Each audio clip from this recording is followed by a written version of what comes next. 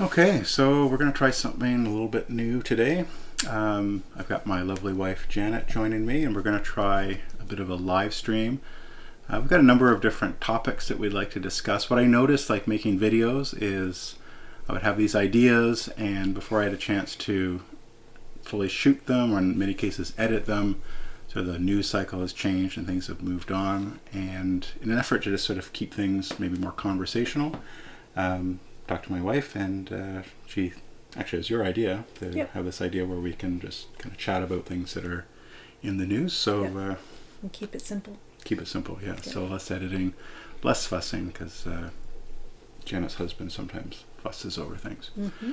Anyway, we've got a few topics that we want to talk about. We'll see how long this goes, and we might cut it up into smaller bites. We'll see. And we're open to feedback. So if there's certain things you want us to discuss on this live stream, we're hoping to do them somewhat regularly.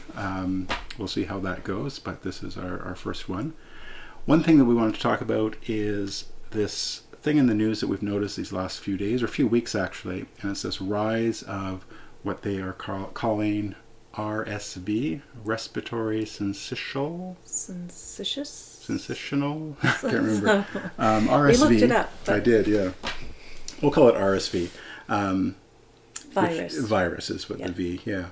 And you read something in Global News yesterday about it. Yeah, so yesterday Global News had a article about Sick Kids Hospital, just that they are postponing any non-urgent surgeries in order to create more room in their hospital because they said they're overrun by pediatric virus patients, basically. Yeah, there's been other similar news stories. I think I saw the CBC version of that same story the other day, but I think the Children's Hospital of Eastern Ontario in Ottawa was saying something similar. And I think I read another article where, I'm not sure if it was sick kids, but children's hospitals were asking, I guess, regular ICUs in other hospitals to take kids that are 14 and up. The idea is normally, I guess, if you get a 15, 16-year-old who needed ICU, they would go to sick kids or something similar. Yeah. And now they're sick kids, and maybe CHEO and Ottawa, and maybe McMaster too, I don't know, is asking other hospitals to take them. So it seems like there's a real problem with our healthcare system here. And I guess what one thing we noticed, I was looking at this going back to October 26, an article in CBC, and it's called "What to Know About RSV, a Virus Surging Among Young Children in Canada." And from what I've seen, this does seem to be affecting children almost exclusively that I've seen. I don't know. Yeah, they call it a pediatric crisis, not in adults. Yeah. And it's interesting what they talked about the cause of it. And this is getting less play more recently, but in this article they talked to a couple experts, as the CBC typically does. And basically what they're saying is the reason for this particular surge is because of the COVID lockdowns and mask mandates, essentially.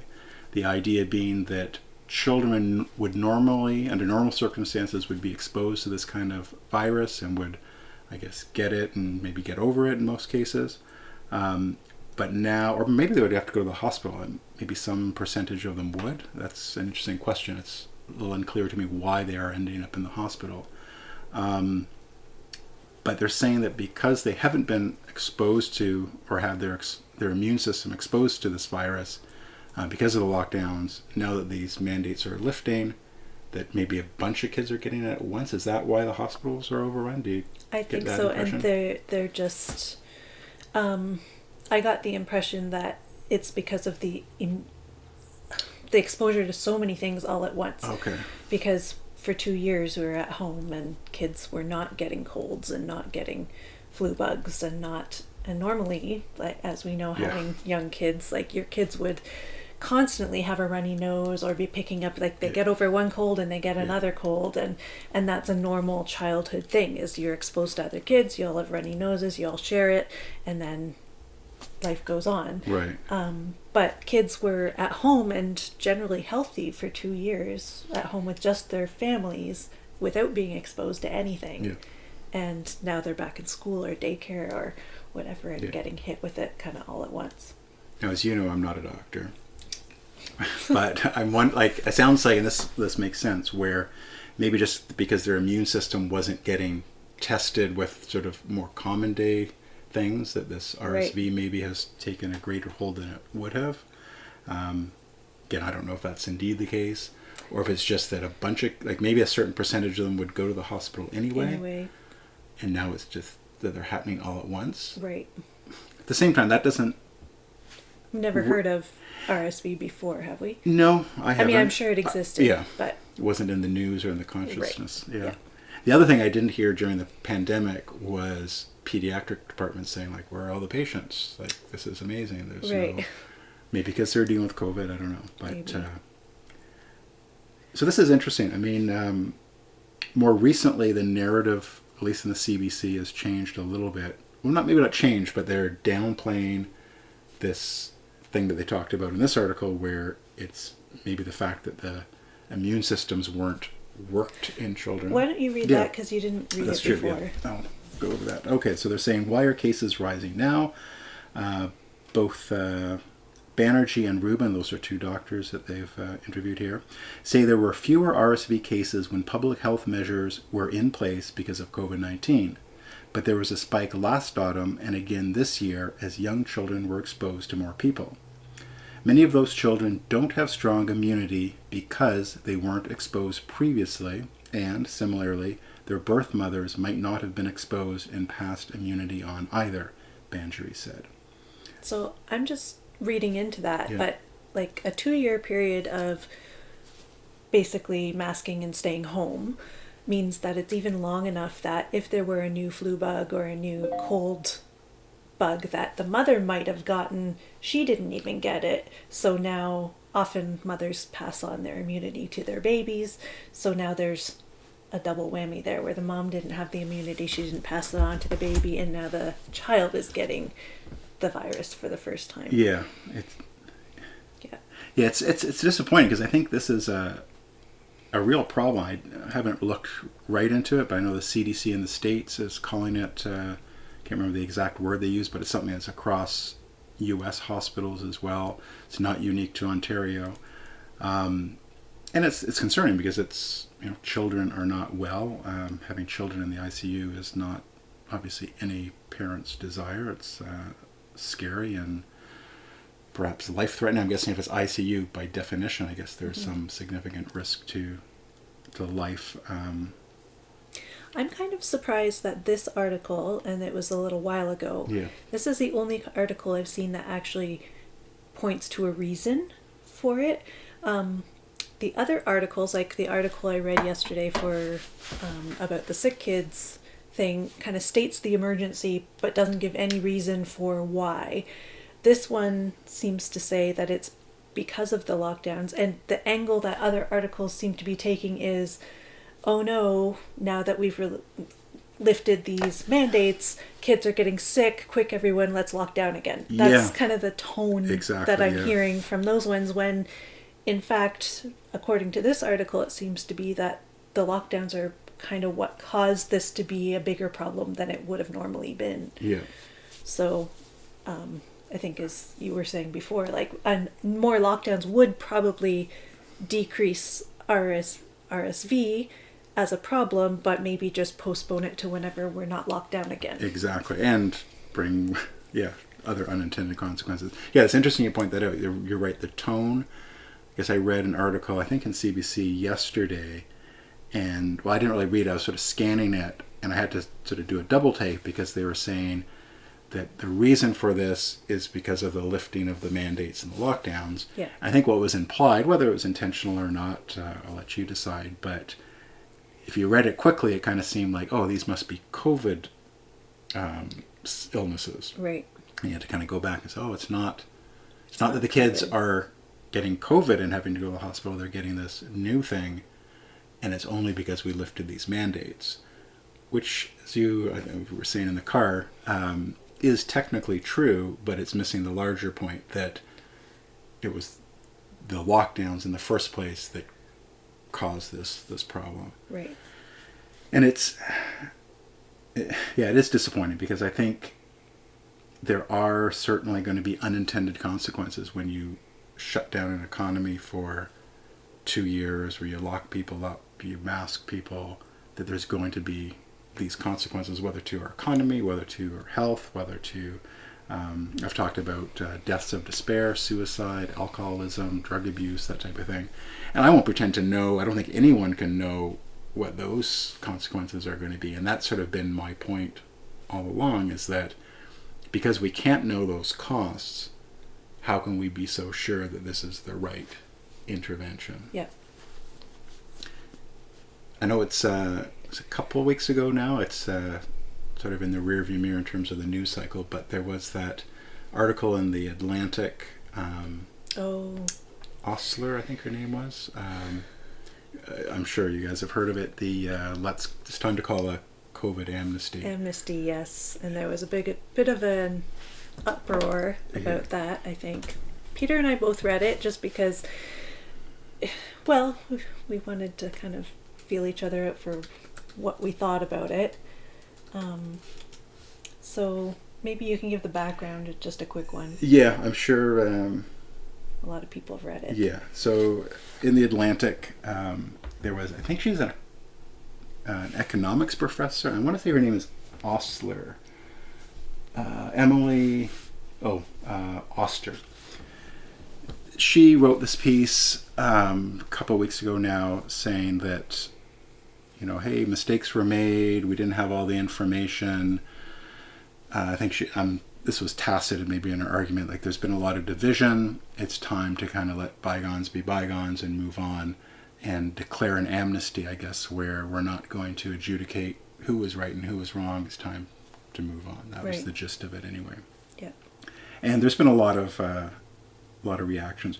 One thing that I think, and maybe I'm being too polite and too Canadian and too nuanced, but one thing that I think is quite redeeming about that article is at least there is, I guess someone will say in the mainstream, who is now overtly acknowledging that they got things wrong. Yeah. Or that we didn't know. When we were saying, when people that were in charge of us are saying, we do know this is best for you. So yeah, the answer is no, you didn't really know, and none of us did. Yeah. And I think, and other people have said this, she frames things as though, well, like didn't have complete information and, we didn't know at the time. And technically I agree with her, but my big concern, and I've been vocal about this with the vaccine mandates and other things, is that the people that were pushing for vaccine mandates and for lockdowns were acting as though they were sure, as though they could know the effectiveness and safety of the vaccines, as though they would know what the outcome of the lockdowns would be, that it would only stop COVID and cause no other problems. Mm-hmm. And now, I guess it's been just over a year when I made that video where I said I wasn't going to disclose my vaccine status with the fire department. At that time, I didn't know that the vaccines were mostly ineffective. We seem to know that now. For all I knew, they were very effective. The only thing I knew at the time is that it's not right for a fire department or a local government to compel people.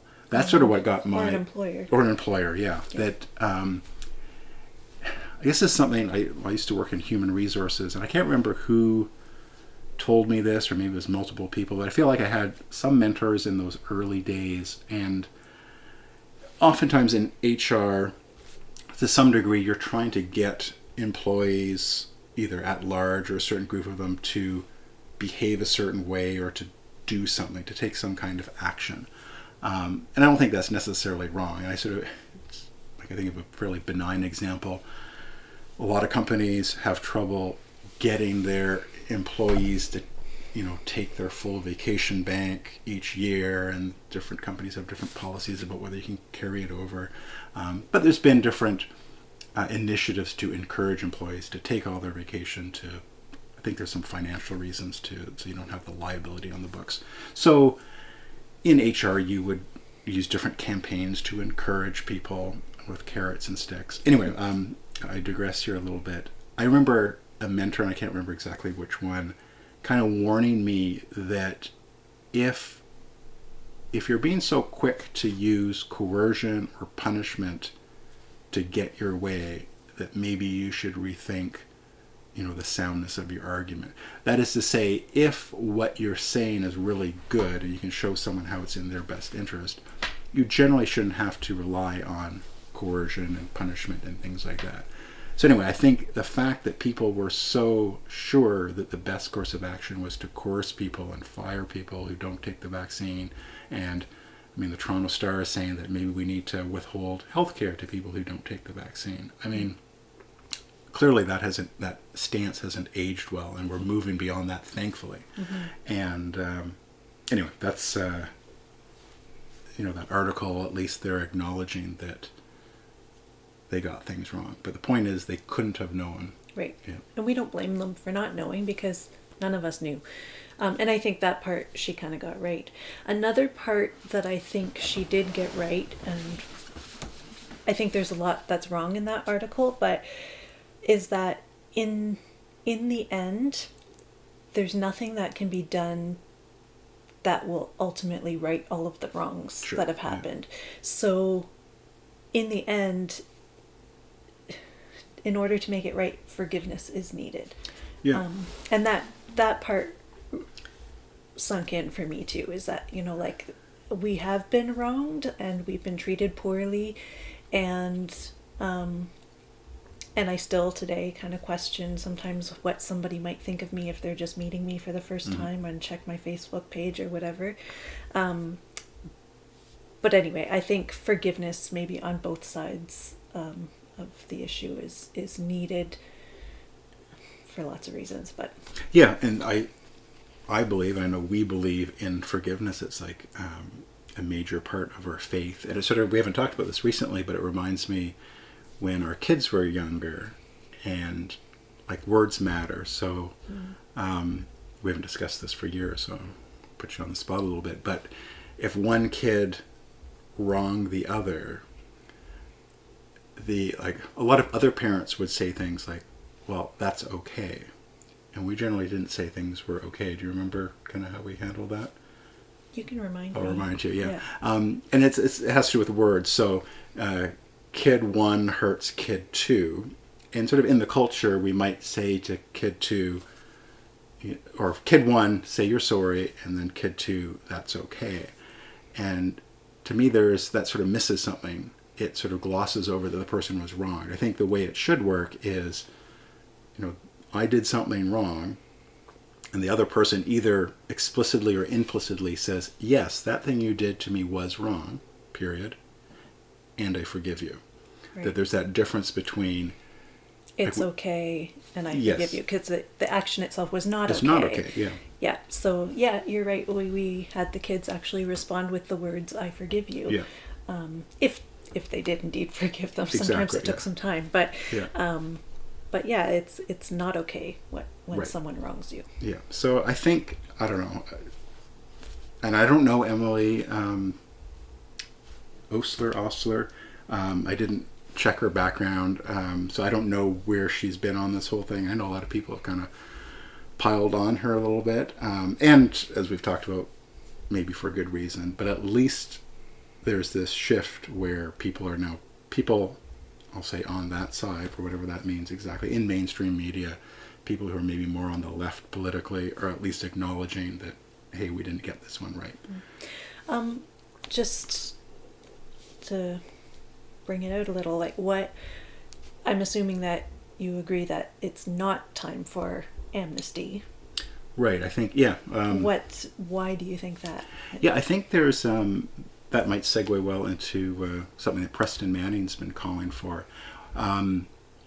Just in answering that question, one thing with this trucker convoy, what's it called? The Public Order Emergencies Commission, I think is its official name.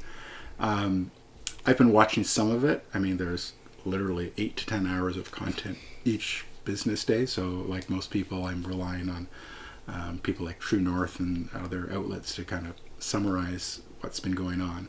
But I think one benefit that's coming from that is that we are having a careful adjudication of who said what to whom under what context, if for no other reason, just for the sake of history.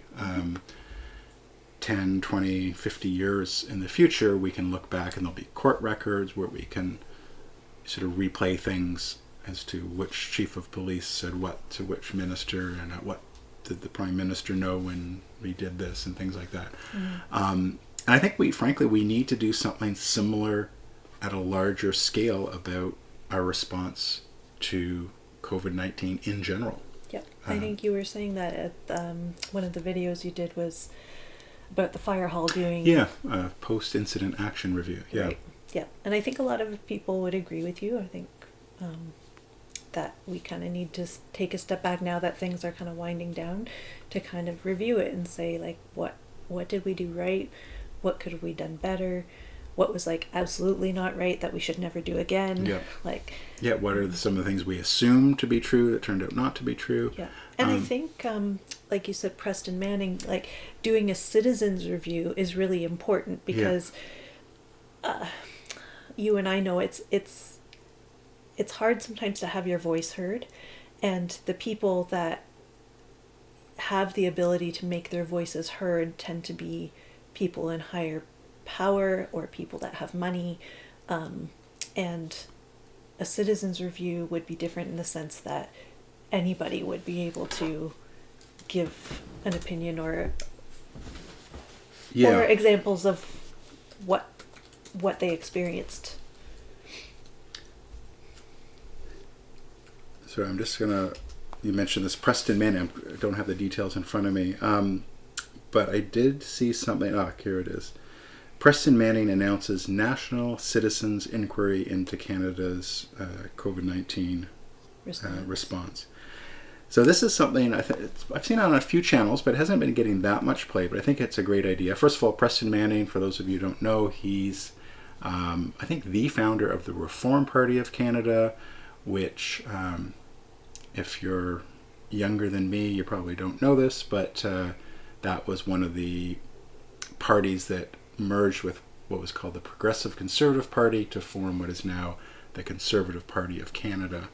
I think I mentioned in one of my videos that when I was in Ottawa some 26 years ago, or however long it's been, hanging out with some of these Reform Party MPs was kind of fun, and they kind of opened me up to sort of conservative values. Anyway, so Preston Manning, a former politician, he's calling for this review or inquiry that would be civilian run or citizens run.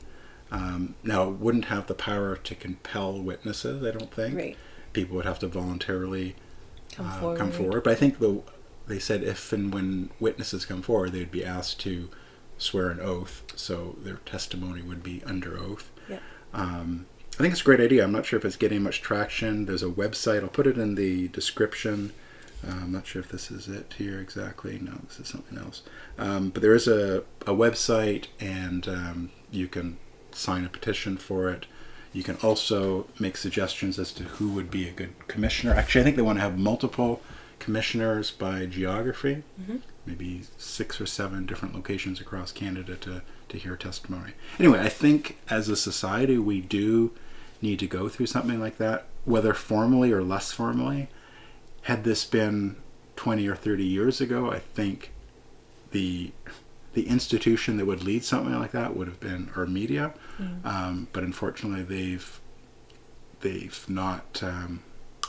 stopped doing journalism. Essentially, they've turned into activists, I believe, in many cases. There's a few exceptions, but by and large, the establishment media has sort of decided to participate in politics, which on one level, I mean, if you want to participate in politics, that's fine. But you can't do that and also, pretend to be doing journalism. Those are distinct things. Being a journalist is to do one's best to observe objectively something that's happening in the world and to report on it, knowing that you can never be completely free of bias, but attempting to do that. But that's not what's going on these days. So yeah, check out Preston Manning's Citizens they're, Inquiry. I they're think that's taking donations as well, because Yep. one of the problems is funding. Because it's not government, it needs to be funded by people, and I think he said gifts in kind are also Yep. being accepted. So like donation of a location for it to happen at, that kind of thing. So Yeah. if it's important to you, you might want to check that out. Yeah. Talking about politics, we're not really up to date on this exactly, but do you want to talk about Doug Ford and CUPE? Okay. Yeah. Yeah. We were talking just over breakfast about educational assistance. Right. And how important they are. Yeah. Say a little bit about that. So we have done foster care for 11 years. Yep. We just kind of retired from that this summer for various reasons. But in having children in our home, we've had a lot of children with special needs, a lot of children with difficult backgrounds, and in schools we've dealt with a lot of kind of services and extra supports and aids for these kids, and EAs have been a huge part of that. We've had kids that basically couldn't attend school without someone beside them at all times, and we've had EAs that had to change diapers for kids. Yeah. We've had lots of amazing people who obviously love what they do because they don't get paid enough to do what they do. Yeah. Yeah, I'm amazed to see that people even get into this based on sort of the salaries that I've seen in the media. I'm assuming those are reasonably accurate. I haven't talked about foster care in these videos just because, sort of for privacy, because up until fairly recently we've had children in our care, and I didn't want to really mention that, but now that we are sort of retired from that, I think we can. It is something that's been important to our family, important to raising our own children, and important to what we believe. But yeah, I guess with foster kids, every foster kid in the system to varying degrees has been harmed. Like, that's sort of by definition. Yeah. Now, some of them have been, I'll say, very high functioning, and the word I want to say normal, that's not really fair, but some kids, some have coped better than others. Sure, that's a good way to put it. And as a general rule, some of the kids, I think of E, who came into our care when he was only 5 months old. Like, he sort of grew up like a normal kid. And then there's other kids who come in as teens or later in life. They generally have more baggage, more damage. And it's anyway. All that to say, we've had, I don't know how many kids have needed EAs, like, let's say 5 that I can kind of think of, let's say. And as Janet said, they play a huge role in helping these kids who have been hurt by their families, by society, by circumstance. These are kids who do have a tough road ahead of them, kind of no matter what. And it is nice to see these educational assistants who are so willing to do some tough stuff. I mean, we know firsthand some of these kids are very difficult to deal with. Anyway, does that mean they should get everything they want? The EAs I'm talking about, every time, all the time? I don't think that, but there's been a lot of news about Doug Ford using the Notwithstanding clause in the Constitution, the Charter of Rights and Freedoms. I'm curious, what are your thoughts on his use of that? Yeah, I guess I'm personally maybe a little sensitive at the moment, just because I feel that, in the whole COVID and vaccination thing, we've recently been discriminated against, and that doesn't feel good. So I guess me being that sensitive person, like, I understand the need for kids to go to school. I'm not advocating for kids to be home for another several months or anything like that. However, I also don't believe that Doug Ford's government has done the best they can do to negotiate with these people and to give them at least something. I mean, they're not going to get everything they ask for, but they should get something, you know, and be able to have the ability to argue. They shouldn't be silenced, is maybe that's only going to make it worse for everyone. It's going to make it worse for kids, because you're going to have people that feel bitter about where they are and that they haven't been treated fairly, and that's not good for our education, even if kids are in school.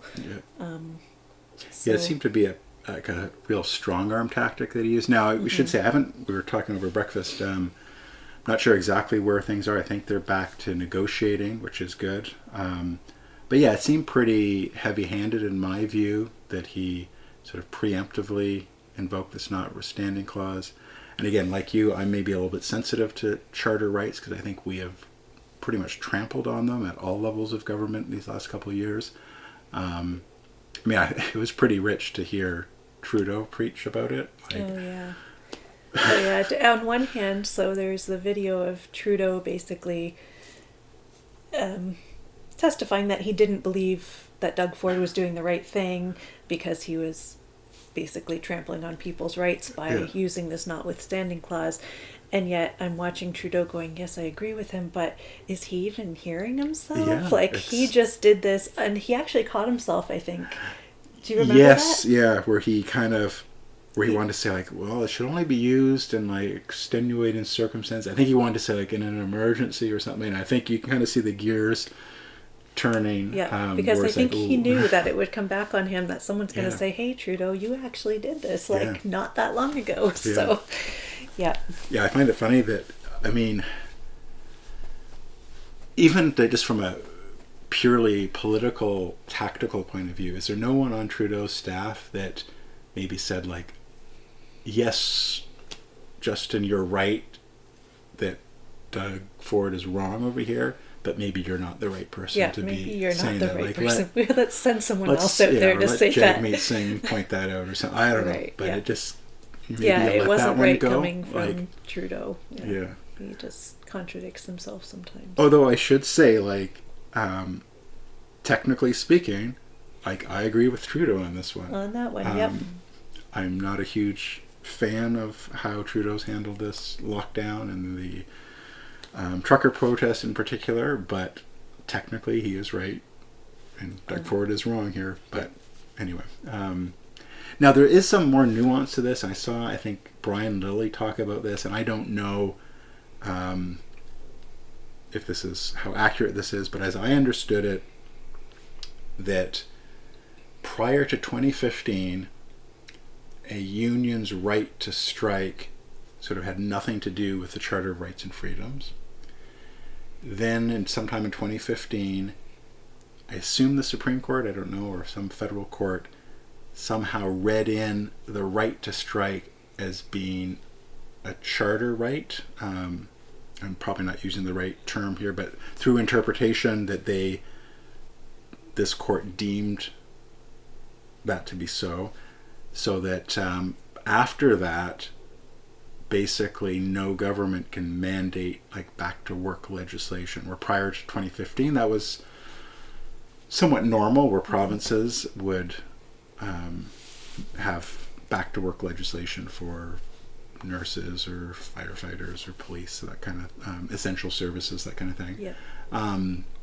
So I'm not sure if that's, I probably don't have that completely accurate. So I think what Brian Lilley of the Toronto Sun was pointing out was that invoking the notwithstanding clause was just the new way of doing what governments have always done, and that, according to Brian Lilley, that the judge in 2015 that interpreted this right maybe got that wrong. I guess. Anyway, it sounds complicated, and maybe there is some nuance there. I'm generally not in favor of organized labor, I'd say. In the modern sense, I think it played a role in an earlier era. And frankly, if Doug Ford wants to have a larger conversation about the role of organized labor in Ontario, how do we settle labor disputes in the public sector, I think those are valid questions. But to kind of bring out this notwithstanding clause hammer like so early, it seems pretty ham-fisted really in my view. Yeah. What else do we have? Vaccination rates for kids. Oh, right. Yeah, this is surprising. This is, I think, at least a week or two old, so the number may have changed a little bit, but I would be surprised if it changed much. Apparently, less than 7% of Canadian kids 5 and younger have gotten the COVID vaccine. And that's, what are your thoughts? Are you surprised by that or not surprised by it? I am a little surprised, actually, because so many people have been vaccinated and seem to have kind of decided that for themselves that this is the right thing for them. So I would assume that if an adult made that decision for themselves, that they would also make that decision for their kids, but it seems like that's not the case. So that does surprise me a little bit. And it does kind of make me question, like, why not? Like, why do adults, why are they consenting to be vaccinated and then not taking their children? Yeah. It's sort of layered. I like, on the one level, like, I'm sort of not surprised because, we don't have kids under 5 now, but we did. And I mean, you care about all kids, but especially young kids. As mother and father, you really think long and hard about their well-being. And so in that respect, I'm not surprised, given the vaccine's track record, given how the experts have gotten this so wrong so many times, that I understand why parents are reluctant to vaccinate their kids. But I'm saying, like, if you personally, you as an adult truly believed that your vaccine was safe and effective, why wouldn't you want, like, you would think that parent in giving their child the vaccination would be doing what they thought was best for their child. So it makes me wonder, makes you wonder how many people were actually really on board with being vaccinated and how many people were coerced into being vaccinated. And because their children are not yet being coerced, that's a good point, they're not taking their kids to be vaccinated. Yeah, that's one thing that Trudeau, that's a good point. And I was going to say, like, I'm surprised and not surprised depending on kind of what level of analysis. Like, on one hand, I'm surprised that so many people were so quick to get vaccinated themselves, despite spotty evidence. But I think you raise a good point, where I think a lot of people were coerced to greater or lesser degrees. This is something that I think we talked about back in February during the truckers' convoy. One of Trudeau's refrains was, as he did all these press conferences, is he said, like, I can't remember, was it 90%, 85%? Like, 85% of Canadians have done the right thing and gotten vaccinated. Yeah. And I think the miscalculation he made there is he sees, and I'll just use 85, I'm not sure it was 85 or 90 or whatever it was, that he says in his own mind, because 85% of the people have done the thing that he's advocating for, therefore 85% of the population is sort of on his side in this. Right, and that they agree to that. Yeah. Whereas I think there's a lot of reasons. I've met people who have family out of the country who were vaccinated because not seeing family was not an option for them. Some people, it was their careers that were on the line. Some people really valued their social life and wanted to eat out at restaurants. I'm sure some people just didn't want to have to argue, didn't want to have to say that they weren't, and it wasn't popular. It's still not all that popular to say you're not vaccinated. But there's lots of reasons why someone might agree to something even if they didn't truly believe that it was, even if they weren't fully on board with it. Yeah, I think there's probably lots of factors. And I think maybe part of this, like with the children, is I could imagine someone who is 35 years old, she has a job where there's either an absolute requirement to get vaccinated or strong coercive pressure. She's a grown woman in good health. She takes the vaccine. Now, several months go by. There's now more questions about the safety, the efficacy, and now this time it's her 4-year-old son. And now she's a little more circumspect, like, okay, I did it.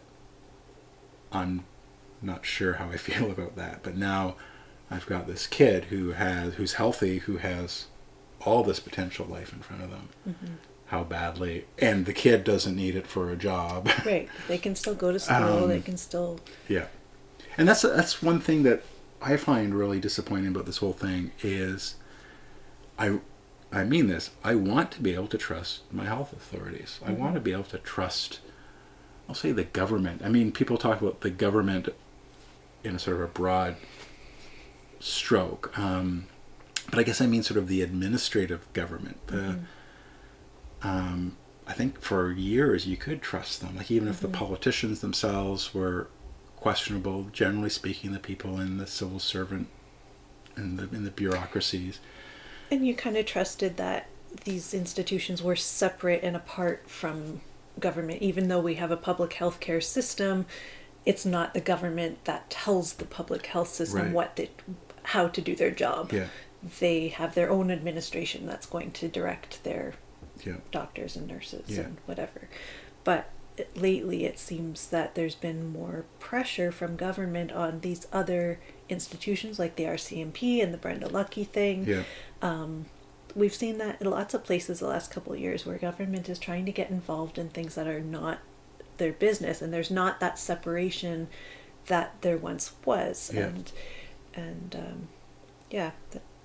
you want to be able to, like, I want to have faith in those people. I want to be able to go to my doctor and know that he's making decisions for my health and not because he's getting a kickback from a drug company or something like that, right? And we have to trust the people to make those decisions. But when their authorities are telling them that they can and can't do things, then that puts a stop to things like research and studies, and like we stop questioning things because we've been told how to carry things out. So it's quite scary when there seems to be, it really does seem like a bit of a religion, where whether it's, it's all kind of mixed together, whether it's like the climate catastrophe or COVID-19, where, and it's funny because I think by many standards people would call us religious, and depending on how you define religion, I'd say we are.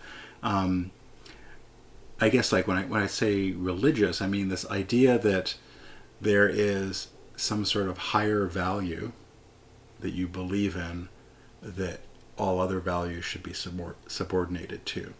I know that's something we believe in, and I think what's happening with like a lot of our politicians and other people, frankly, is their, I'll say, religious value, this value that making people safe, let's say in the case of COVID, is somehow the highest value that they can conceive of.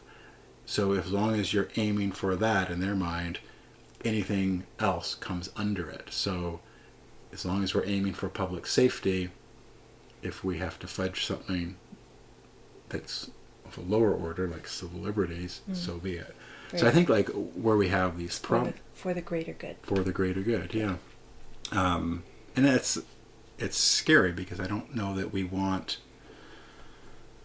I don't know, say these religious ideas, and again I mean this very broadly, or I guess ideologies is what I mean by that, where people are put that at top of mind. I saw another CBC article, this is going back at least a month or 6 weeks, where someone who's environmentalist, and if I can look it up, I'll put it in the description, in his thesis, it was kind of funny because it sort of struck me as like entirely tone deaf, but basically he was saying we used the strong arm of the government to force people to comply with COVID lockdowns and mandates.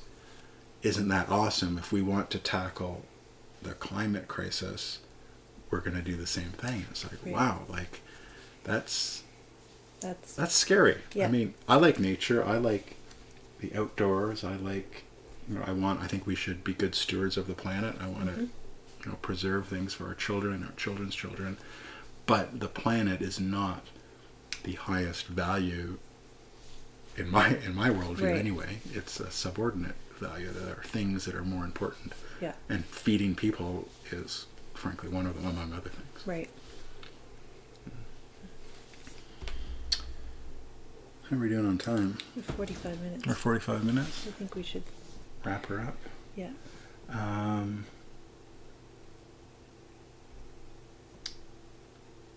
Yeah, I think that's probably good for now. So anyway, this is an experiment with our live stream. Please leave some comments below. Tell us what you liked about this, what you didn't like about this. Tell us what sort of topics you'd like us to maybe speak more about. And until then, thanks for watching, and we'll see you next time.